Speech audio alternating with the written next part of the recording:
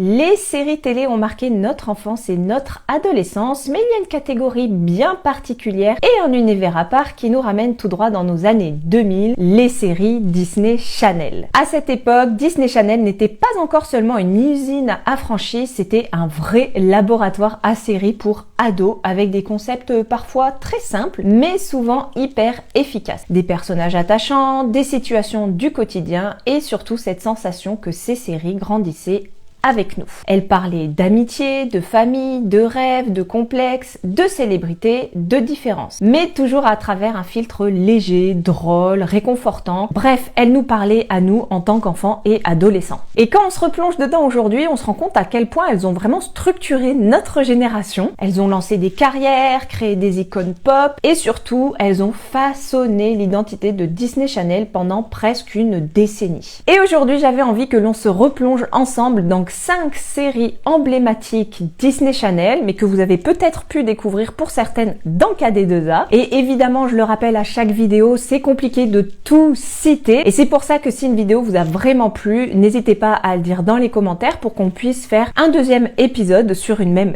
thématique. Donc si cette vidéo sur les 5 séries Disney Channel dont je vais vous parler vous plaît, n'hésitez pas à le dire dans les commentaires pour qu'on se fasse un épisode 2 avec 5 autres séries. Et pour celles et ceux qui arrivent ici, moi c'est Amélie, je suis née en 1990 tout pile, j'ai donc grandi avec les années 2000 et sur cette chaîne, on ouvre ensemble nos tiroirs à souvenirs des années 90-2000, culture pop, objets cultes, clichés, le tout dans la bonne humeur et la bienveillance. Et on va commencer avec celle qui est pour moi, mais je pense pour beaucoup, l'emblème de Disney Channel du début des années 2000. Je vous parle évidemment de Lizzie McGuire. Diffusée sur Disney Channel entre 2001 et 2004, elle va arriver sur nos écrans français dans l'émission KD2A sur France 2 à partir de 2002.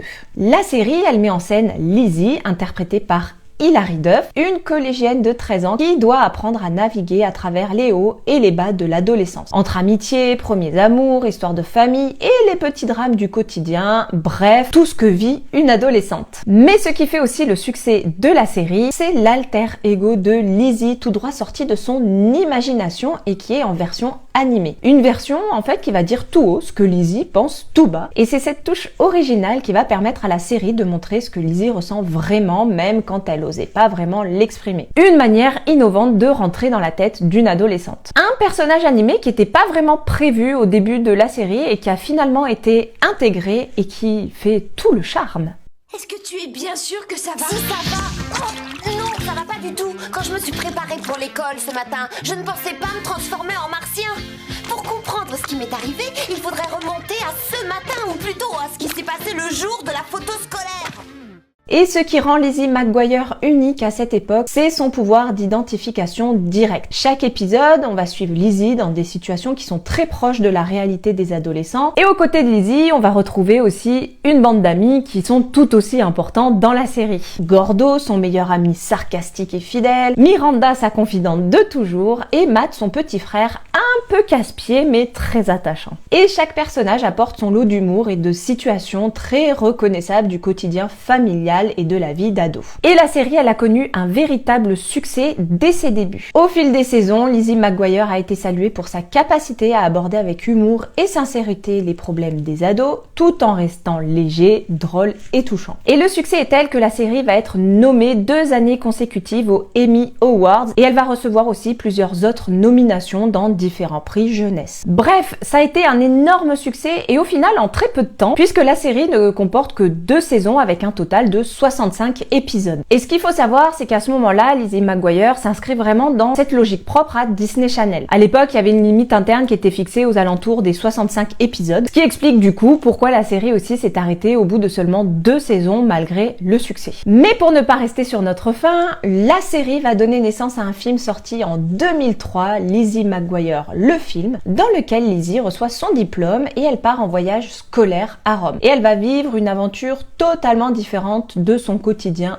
au collège, accompagné de son fidèle ami Gordo. Un film qui se déroule d'ailleurs après les événements de la fin de la seconde saison et qui sert de conclusion, bien qu'il soit sorti avant. Pour la logique, on repassera. La popularité de la série est telle que Disney va commercialiser des produits dérivés, une série de livres et de bandes dessinées, une poupée à l'effigie de Lizzie McGuire, des jeux de société, jeux vidéo, bref, c'est la folie Lizzie McGuire. Et pendant longtemps, les fans ont rêvé d'un retour de la série et un projet pour Disney+ avait même été annoncé en 2019. L'idée était de suivre Lizzie à l'âge de 30 ans, confrontée à la vie d'adulte, mais pour des raisons créatives et de désaccords, le projet a finalement été annulé en 2020. Aujourd'hui encore, Lizzie McGuire reste une référence emblématique des séries Disney Channel des années 2000 et des séries adolescentes tout simplement, puisque pour celles et ceux qui n'avaient pas accès à Disney Channel, on a tout de même pu la découvrir dans KD2A sur France 2, et une série qui une fois de plus nous a marqué pour sa manière de parler aux ados, pour son impact culturel, et ayant contribué à lancer la carrière d'Hilary Duff, qui a par la suite continué son petit bonhomme de chemin entre projets au cinéma, mais aussi musique. Bref, une série marquante dont on se souvient toutes et tous, ou dont on a au moins entendu parler au moins une fois. Nous voilà maintenant en 2004, et c'est une autre série que nous avons pu découvrir sur KD2A et qui est aussi un pur produit Disney Channel, Phénomène Raven. Mêlant comédie et éléments fantastiques, elle est diffusée entre 2003 et 2007 et la série elle s'étend sur 4 saisons avec 100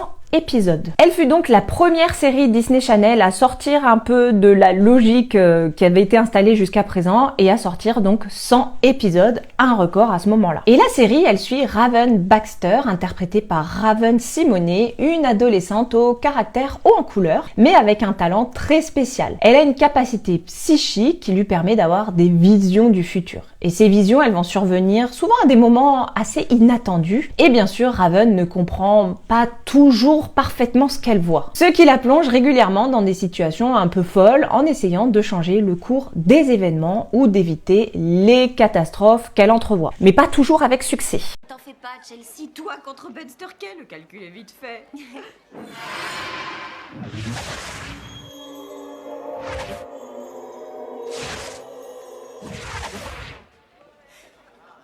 Ouais, quoique les maths, ça a jamais été ma matière préférée.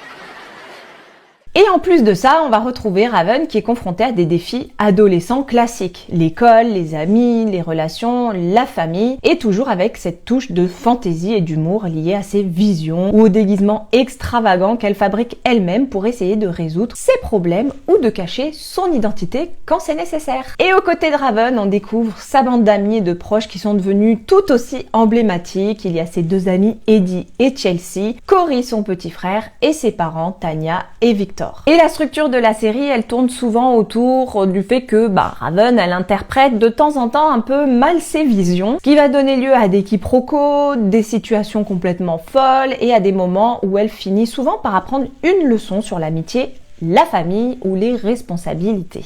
Et la série, elle a été un énorme succès. Appréciée pour son humour, son rythme et surtout la performance comique de Raven Simonet qui fut saluée par les critiques et souvent considérée comme étant son rôle emblématique. Et côté récompense, là aussi, Phénomène Raven a reçu 2 nominations aux Emmy Awards en 2005 et en 2007, ce qui témoigne de son impact et de sa qualité malgré ce format sitcom jeunesse. Et la série, elle aussi, elle a donné lieu à des produits dérivés, comme des albums de bande-son, des jeux vidéo, des objets de merchandising variés, preuve de sa popularité à l'époque. Une popularité qui va permettre également l'émergence de plusieurs spin-offs. On va avoir Cory est dans la place, qui est une série qui est centrée sur le frère de Raven, cette fois-ci, qui déménage à Washington DC et il va vivre des aventures complètement différentes et la série va être diffusée entre 2007 et 2008. Et puis il y aura aussi une suite à Phénomène Raven qui a été diffusée en 2017, qui s'intitule tout simplement Raven. Et cette fois-ci, elle est devenue adulte, maman, et elle est confrontée à une nouvelle génération de visions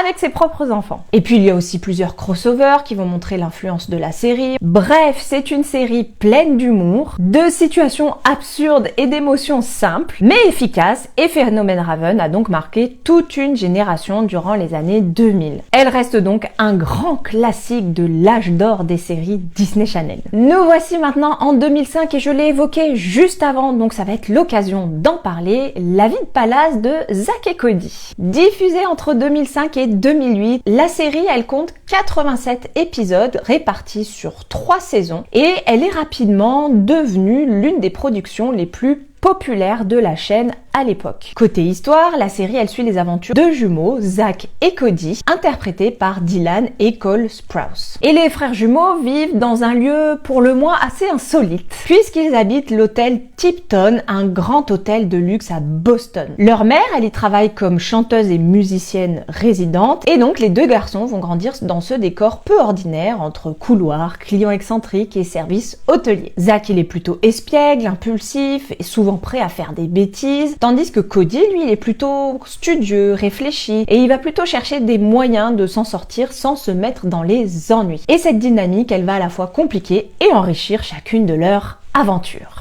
Si on fait la photo du baiser, on deviendra riche. Et on donnera de l'argent à maman. Et on sera riche. On sera plus jamais des fardeaux pour elle. Et on sera riche. Et s'il en reste, on pourra en donner à une œuvre de charité. C'est pas possible, on n'est pas de la même famille. Et à cela, vous ajoutez évidemment d'autres personnages cultes, comme London, la fille du propriétaire de l'hôtel, qui est riche, superficielle, mais quand même hilarante. Et pour la petite fun fact, le personnage est largement inspiré d'une autre riche héritière que l'on connaît toutes et tous, Paris Hilton. Et puis il y a aussi Maddie, jouée par Ashley Tisdale, et elle est employée de l'hôtel. Et on a aussi Monsieur Mosby, le directeur de l'hôtel, qui est souvent exaspéré et qui essaie tant bien que mal de garder le contrôle. La série, elle fonctionne donc sur une combinaison de gags, quiproquos et situations farfelues, souvent liées au cadre unique de l'hôtel, où tous les clients et situations improbables peuvent surgir. Et la série, elle a eu un immense succès, ce qui lui a permis de devenir une franchise à part de Disney Channel. À partir de 2008, la série a droit à sa suite, La vie de croisière de Zach et Cody, qui suivait les garçons à bord d'un bateau-école de navigation de luxe. Mais le succès ne s'arrête pas là, produits dérivés, jeux vidéo, mais également adaptation en long métrage avec Zach et Cody, le film en 2011. Et une série qui aura permis de lancer la carrière des deux frères, puisque c'est au cinéma ou dans des séries, mais séparées cette fois-ci, que nous allons les retrouver à la fin de Zach et Cody, et encore notamment aujourd'hui avec Cole Sprouse, qui a eu un très grand succès grâce à son rôle de Jughead dans la série Riverdale. Bref, vous l'aurez compris, Zach et Cody se sont vraiment imposés comme une comédie culte des années 2000, combinant humour, situations rocambolesques et personnages hauts en couleur, et elle reste encore aujourd'hui très appréciée pour celles et ceux qui l'ont découvert en étant enfants ou adolescents. On va avancer un petit peu dans les années 2000 et cette fois-ci on va être en 2009 avec une série qui était peut-être un peu moins connue, mais pardonnez-moi, j'étais obligée. Étant donné que je suis fan depuis mes 17 printemps, je ne pouvais pas passer à côté et j'étais obligée de les évoquer. Je vais vous parler de Jonas, la série des Jonas Brothers. Oui, oui. Une série Disney Channel diffusée entre 2009 et 2010 sur un total de 34 épisodes répartis sur 2 saisons. Ouais, ça n'a pas été le succès de l'année, mais comme je vous l'ai dit, je suis fan de la première heure, donc dès que je peux placer les Jonas Brothers quelque part, je le fais, donc je m'en donne à cœur joie. La série, elle met donc en scène les Jonas Brothers, le célèbre trio composé de Kevin, Joe et Nick. Dans la série, ils jouent des versions fictionnelles d'eux-mêmes, les frères Lucas, et ils tentent de concilier leur vie de superstar internationale avec celle d'adolescents comme les autres. Côté histoire, ils sont au sommet de leur carrière musicale, membres du groupe Jonas, parcourant le monde en tournée tout en essayant de garder une vie normale. Ça implique donc aller au lycée, suivre les cours, faire leurs devoirs, vivre avec leur famille, même si leur statut de célébrité va rendre les choses simples bien plus compliquées qu'elles ne devraient l'être. Bah dis donc, c'est ce qui s'appelle des fans enthousiastes. Elles ont réussi à enlever mes chaussettes sans toucher à mes chaussures. Comment elles ont fait ça? Ça va être dur de retrouver une vie normale. Et la série, elle démarre avec les frères vivant dans le New Jersey, entourés de leurs parents, notamment leur père, Tom Lucas, qui est aussi leur manager, et leur petit frère, Frankie, toujours présent dans leur aventure et embrouille. Frankie, qui est d'ailleurs le 4e membre des Jonas Brothers, même si le groupe musical, comme on le connaît, n'est composé que de 3 frères, dans la vraie vie, ils sont bien une fratrie de 4. Et pour le rythme de la série, vous allez y ajouter d'autres personnages hauts en couleur, comme Stella, la styliste personnelle du groupe et amie d'enfance, qui est jouée par Chelsea Kane, ou encore Macy, la grande fan du groupe devenue amie proche, qui est jouée par Nicole Anderson. Et à l'origine, la série, elle s'appelait tout simplement Jonas, un acronyme de Junior Operative Networking as Spies, et on devait suivre le groupe dans des missions secrètes, entre les concerts, les voyages, un peu comme une sitcom d'agents secrets. Mais un concept qui a finalement été abandonné, pour notre plus grand bonheur, et la série fut repensée pour montrer une version plus réaliste de leur vie, même si celle-ci reste tout de même très fantaisiste et comique. Pour la deuxième saison, la série elle change de ton et un peu d'univers. Elle est renommée Jonas et Lay, et l'histoire se déroule donc à Los Angeles. Et le style narratif, quant à lui, il devient un peu plus profond, avec des intrigues qui s'étendent sur plusieurs épisodes, tout en gardant quand même un ton musical et comique. Un changement de direction qui visait un petit peu à renouveler le concept et donner un peu plus d'amplitude à l'histoire du groupe. Et surtout parce que ça marchait pas des masses. Fan, mais objectif quand même. Et malgré les efforts, la série n'est donc pas renouvelée pour une 3e saison. En novembre 2010, Disney Channel annonce l'arrêt de Jonas après seulement 2 saisons, évoquant notamment les chiffres d'audience qui sont en deçà des attentes malgré l'attachement des fans. Et pourtant, la série, elle avait comme force d'intégrer des éléments musicaux avec des chansons originales des Jonas Brothers, ce qui renforçait son identité d'émission hybride entre sitcom et show musical. Donc sur le papier, étant donné la popularité du groupe, ça aurait pu marcher. D'autant qu'en 2009, les frères Jonas sortent leur 4e album, Line, Vines and Trying Times, vendu à plus de 247 000 exemplaires et qui obtiendra donc la première place du Billboard 200. Bref, le succès était bel et bien là, mais la série, elle a pas suivi du tout.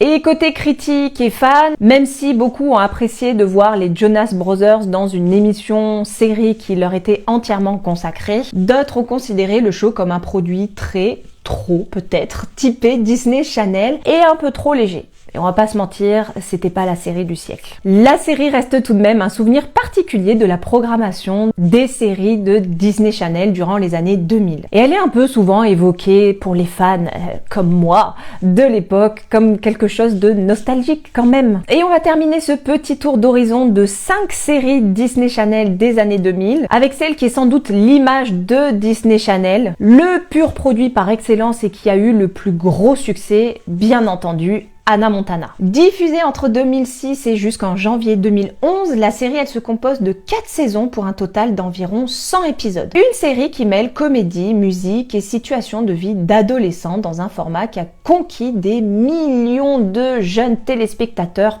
partout dans le monde. Et le concept de la série, il est assez simple mais extrêmement efficace. Miley Stewart, interprétée par Miley Cyrus, est une adolescente ordinaire, sauf qu'elle mène une double vie secrète. Le jour, elle essaie de vivre comme n'importe quelle lycéenne, aller en cours, gérer ses amitiés et ses problèmes de cœur, mais la nuit, elle devient une superstar mondiale de la pop, connue sous le nom de Hannah Montana. Et pour cacher son identité, Miley, elle porte une perruque blonde, un style flashy, ce qui va lui permettre de jongler entre son anonymat et la célébrité. Et cette double vie, elle donne lieu en grande partie à l'humour et au cœur de la série. Miley, elle doit constamment essayer de protéger son secret, éviter d'être reconnue partout où elle va, et faire en sorte que sa vie de star ne détruise pas sa vie normale avec ses amis ou à l'école. Elle vit à Malibu, en Californie avec sa famille, notamment son père veuf, Robbie Ray Stewart, qui est interprété par Billy Ray Cyrus, le vrai père de Miley Cyrus. Il est aussi son manager, et on a aussi son grand frère Jackson Stewart, incarné par Jason Earls, un adolescent maladroit, drôle et souvent source d'embrouille. Tu viens à moi parce que tu es dans l'embarras et tu me supplies de t'aider. Mais m'as-tu jamais tendu la main en toute amitié? M'as-tu montré le respect que tu me devais en m'appelant cher parrain? Alors tu m'as fait attendre 20 minutes juste pour monter, mettre un costume ringard et préparer une mauvaise imitation. Tu entends ça, Froufrou? Cette petite n'a aucun respect. Et du côté de ses amis, nous avons Lily qui est jouée par Emily Osment et Oliver qui est joué par Mitchell Musso. Ils connaissent son secret et ils l'aident donc dans ses plans les plus fous. Ensemble, ils vont traverser les défis classiques de l'adolescence, mais toujours avec ce twist unique lié à la célébrité d'Anna. Et au-delà de l'histoire originale, ce qui a fait le succès de la série, c'est qu'elle aborde des thèmes universels qui sont liés à l'adolescence de l'époque. Amitié, famille, identité, responsabilité et ce besoin de rester soi-même malgré tout. Chaque épisode mêle humour, musique et moments sincères où Miley apprend des leçons de vie importantes tout en jonglant avec sa double identité. Et au fil des saisons, la série elle continue de se renouveler pour garder l'intérêt du public grâce à des intrigues variées, des invités spéciaux, mais aussi des crossovers avec d'autres séries populaires de Disney Channel comme La vie de palace de Zack et Cody ou encore Les sorciers de Waverly Place. La 4e et dernière saison, intitulée Hannah Montana Forever, elle a été diffusée entre 2010 et 2011 et elle va marquer une évolution beaucoup plus mature du personnage. Dans cette saison, Miley elle commence à confronter les conséquences de sa double vie, ses relations elles deviennent beaucoup plus complexes et l'histoire elle va explorer davantage la progression de ses sentiments personnels et professionnels. Mais le succès d'Hannah Montana il s'est pas limité à la télévision. Plusieurs bandes originales et albums chantés par Miley Cyrus elle-même vont voir le jour et vont rencontrer un succès impressionnant à l'époque, se vendant à des millions d'exemplaires. Un film est également sorti en 2009, Hannah Montana, le film, qui adapte certains éléments narratifs de la série pour le grand écran. Et là, on va approfondir certains thèmes autour de la célébrité et de l'identité. À cela, vous ajoutez produits dérivés, jouets, jeux et même concerts. Bref, c'est la folie Hannah Montana partout dans le monde. Et la série, elle a aussi marqué l'industrie par des performances d'audience impressionnantes, devenant à l'époque l'une des productions Disney Channel les plus regardées et l'un des piliers de la chaîne au milieu des années 2000. Et aujourd'hui encore, Hannah Montana, ça reste un symbole de la pop culture des années 2000, connue pour son générique entraînant, ses personnages attachants, ses chansons et son rôle dans le lancement de la carrière internationale de Miley Cyrus. Une carrière qui connaîtra des hauts et des bas, mais qui fera de Miley une vraie icône pop encore aujourd'hui. Has changed since that day, but at the same time, nothing has changed at all. I stand here still proud to have been Hannah Montana because she made Miley in so many ways. This award is dedicated to Hannah and all of her amazing, loyal fans and to everyone who has made my dream a reality. To quote the legend herself, this is the life. Thank you. Bref, Hannah Montana, c'est une série à la fois légère, drôle, musicale et émotionnelle qui a marqué toute une génération d'ados en proposant une version fantasque mais touchante de ce que signifie grandir. Quand on regarde toutes ces séries ensemble, on comprend mieux pourquoi les années 2000 restent une période aussi spéciale pour Disney Channel. Ces shows, ils n'étaient pas seulement des divertissements pour passer le temps, ils ont créé des personnages auxquels on s'est attaché, des univers qu'on avait envie de retrouver et une façon bien particulière de raconter l'adolescent, entre humour, émotion et un peu de magie télévisuelle. Beaucoup de ces séries ont aussi servi de tremplin à de futures stars, mais au-delà de ça, elles ont surtout marqué les spectateurs par leur sincérité. En tout cas, j'espère que cette vidéo vous aura rappelé quelques souvenirs, vous aura donné envie de replonger dans certaines de ces séries ou même de les découvrir pour la première fois. Évidemment, je le rappelle une fois de plus, je ne peux pas toutes les citer, mais si cette vidéo et cette thématique vous plaît, n'hésitez pas à le dire dans les commentaires pour qu'on puisse se faire un deuxième épisode avec de nouvelles séries Disney Channel. Et pour soutenir la chaîne, n'hésitez pas à la liker, à vous abonner et puis à me dire dans les commentaires quelle est la série vous, Disney Channel, qui vous a le plus marqué dans votre enfance et votre adolescence dans les années 2000. Et moi, je vous retrouve la semaine prochaine pour qu'on puisse ouvrir ensemble un nouveau tiroir à souvenirs de nos années 90-2000. Ciao!